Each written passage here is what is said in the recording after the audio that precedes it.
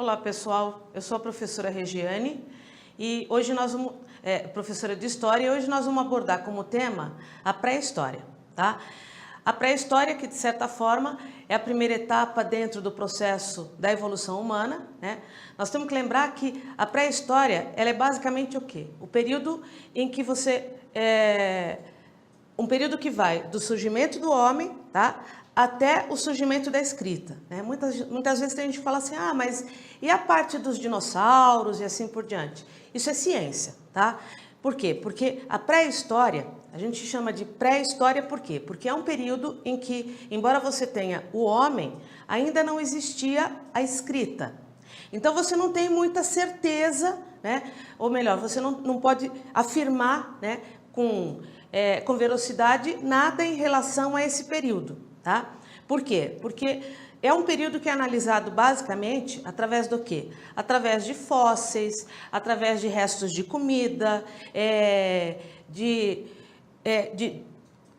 do desenvolvimento que eles tiveram alterando a natureza, tá? Mas não tem nenhum documento que, de certa forma, comprove, né, como que os homens viviam, o que eles faziam da forma adequada, tá? Então, nós definimos pré-história como um período que vai do surgimento do homem até o surgimento da escrita. A partir da escrita, a gente já tem o quê? A partir da escrita, que é mais ou menos 4.000 a.C., né? A gente já tem a história, tá?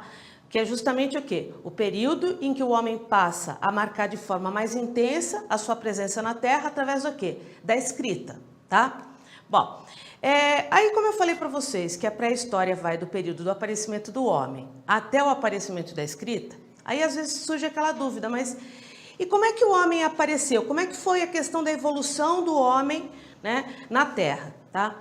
A teoria, surgiram muitas teorias em relação a isso, mas a teoria que melhor explica a presença do homem na Terra é a teoria evolucionista do Charles Darwin, tá?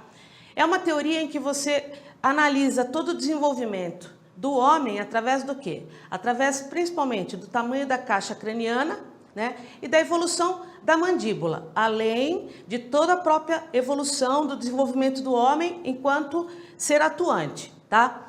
Então, se vocês olharem aqui no slide, vocês vão perceber o seguinte: o primeiro é o Australopithecus, tá? O Australopithecus, ele, olhando assim no slide, a gente olha e fala, bom, isso é um chimpanzé, porque na realidade o homem é uma mutação genética do pongideu, tá? Então, houve uma mutação e dali o homem foi caminhando. Mas quando você analisa a ossada, a caixa craniana do Australopithecus, você percebe o seguinte: ele tem a caixa craniana um pouquinho maior que a de um chimpanzé, tá? E a mandíbula é um pouquinho mais à frente, né? Então ela se destaca, ela se projeta um pouquinho mais. Mas ele continua tendo o corpo peludo, a coluna não é ereta, tá? Os braços são mais compridos. E se a gente for analisar o desenvolvimento, ele já tem um desenvolvimento um pouquinho maior que o de um chimpanzé, tá? O segundo na evolução aqui é o Homo habilis. O Homo habilis, a gente já percebe que ele tem uma diferença um pouquinho maior, tá? A coluna ainda não é completamente ereta, mas ele já tem uma postura mais adequada, né? A caixa craniana é um pouquinho maior que a do Australopithecus, assim como a mandíbula é um pouco mais recuada, tá? Qual é a diferença que tem do Australopithecus para o Homo habilis em relação ao próprio desenvolvimento humano? Vocês sabem que o chimpanzé, embora ele tenha a mão, né, os dedos completos, ele não consegue, de certa forma, segurar as coisas. Por quê? Porque o movimento que ele tem é só aqui no dedão, tá?